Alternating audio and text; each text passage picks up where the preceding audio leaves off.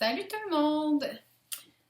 Comme je vous avais dit, dans le fond, aujourd'hui, on commence pour de vrai le planning de ma chaîne. Donc, à partir de aujourd'hui, ça va être à peu près des vidéos, un par semaine ou parfois deux par semaine. Puis ça va être toujours sur une liste de vidéos régulières. Ça va toujours être le même ordre.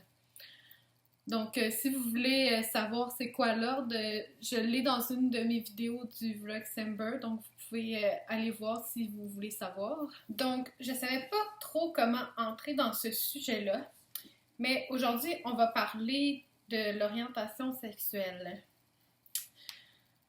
Dans le fond, ce que je veux vous parler, c'est un peu mon expérience personnelle. Moi, dans le fond, je me suis toujours posé beaucoup de questions, puis je me suis rendu compte que c'était pas nécessairement bon de se poser autant de questions que ça, parce que l'orientation sexuelle, dans le fond, c'est juste une étiquette, puis on n'a pas vraiment besoin de savoir qu'est-ce qu'on est, puis je vois pas... Oui, ça arrive que le monde va nous demander, mais ça arrive-tu vraiment souvent dans une vie? Est-ce qu'à chaque jour, il y a quelqu'un qui te croise dans la rue et qui te demande bon, toi, c'est quoi ton orientation? T'sais, le monde s'en fout un peu, là. T'sais, on est quand même rendu en 2016 maintenant, j'allais dire 2015. Puis je pense pas que ça soit vraiment important, en fait, parce que moi, avec ça, je me suis plus torturée que d'autres choses, parce que moi, en fait, j'aime les deux, j'aime les hommes et les femmes. Puis je me suis toujours fait dire que c'était comme juste une période de transition, puis que ma période de transition dure depuis. Ça fait depuis que je sors avec du monde que ça dure, quoi. Non, mais je sais pas pourquoi le monde n'y croit pas à ça, que tu peux aimer les deux sexes, puis je trouve ça un peu con, puis je me suis fait du mal plus que d'autres choses avec ça, parce que je me posais plein de questions, puis je me demandais qu'est-ce que j'étais, j'essayais de me créer une identité. À un moment donné, je me tenais juste avec du monde hétéro, puis je sortais avec des gars. Là, par après, je me tenais plus avec du monde gay, puis je sortais avec des filles. J'essayais vraiment de me trouver une identité.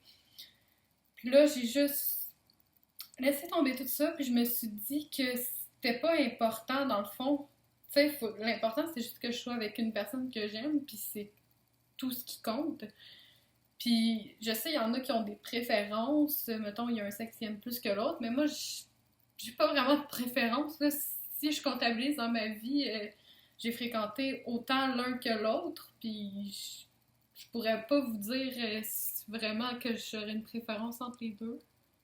Donc moi, tout ce que je voudrais vous dire pour aujourd'hui, c'est de pas vous en faire avec ça, puis de juste suivre votre cœur.